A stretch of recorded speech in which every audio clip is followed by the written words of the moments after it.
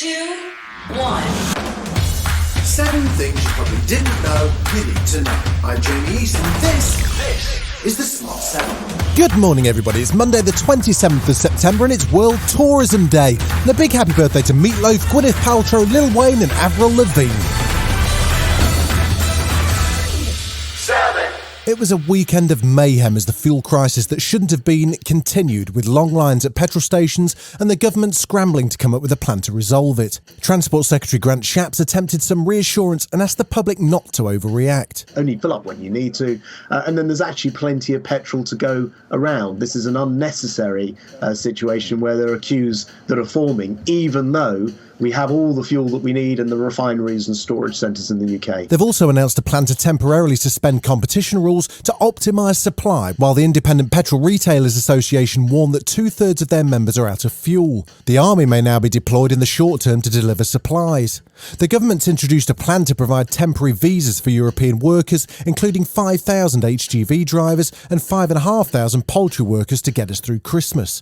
But Grant Shapps wasn't exactly rolling out the welcome mat. We don't want to be in a situation where the solution is always to undercut the British worker and not skill people up. That's the whole point of levelling up, is that so we train our workers here. Labour's Shadow Business Secretary Ed Miliband says it's really all down to the government not having a proper plan. The government has been warned for months, saying as a short-term solution it is necessary to relax some of the visa restrictions, and the government has just stuck its head in the sand and got us into this mess.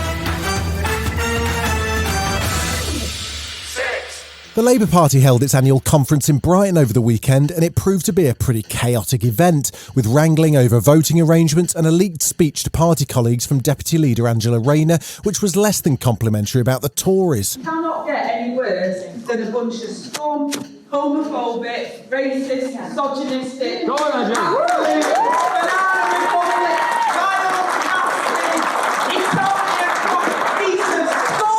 Labour leader Keir Starmer gave her some half-hearted support. Angela said those words. She takes a different approach to me. We have different approaches to how we get our messages across. It's not language that I would have used. But Angela refused to apologise and called on Boris to firstly apologise for the remarks he's made over the years. If he wants to remove himself from those comments, the racist, misogynistic, homophobic comments that he's made, they're all documented, then I will apologise to him personally for calling him scum.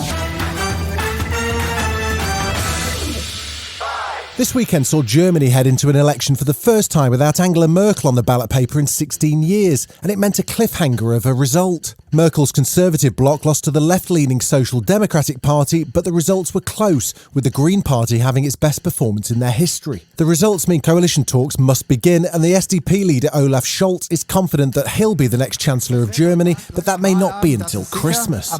This will be a very long election night, that is for sure. Many voters wanted a change in government, and they wanted that the next Chancellor of this country is Olaf Scholz. It seems like Joe Biden's won Arizona a few times now, but Saturday afternoon saw CNN's John King back in front of the big screen to announce the results of the latest audit on Arizona's 2020 election results. Trump said it happened in Arizona. It didn't. He said it happened in Georgia. It didn't. He said it happened in Michigan. It didn't. He said it happened in Pennsylvania. It didn't. It was the math in November. It is the math today. The audit was carried out by a group called the Cyber Ninjas and was supposed to prove election fraud for Trump's big lie. But they ended up finding more votes for Joe Biden. Donald, however, seems to have read a different report, and he was back ranting again at a rally on Saturday night. It is clear in Arizona that they must decertify the election. You heard the numbers.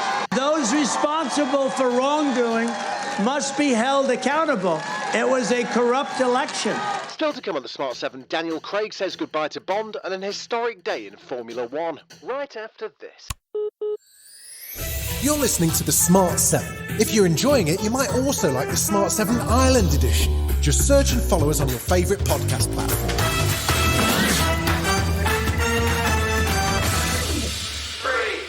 Sunday night saw the conclusion of the Ryder Cup from Whistling Straits in the United States.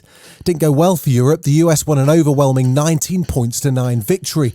It was a devastating result, and Rory McIlroy, who struggled all weekend but won his final match, was quite overwhelmed when he spoke to Sky Sports. I just... Sorry, no, take your time.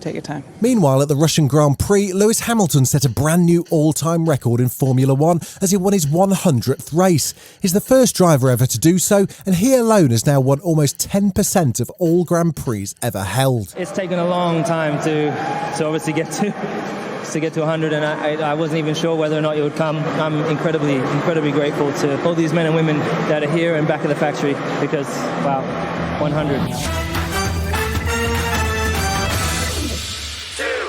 This weekend sees James Bond's No Time to Die finally released. It was originally due to come out in March 2020, but as the pandemic hit and cinemas closed, it was postponed again and again.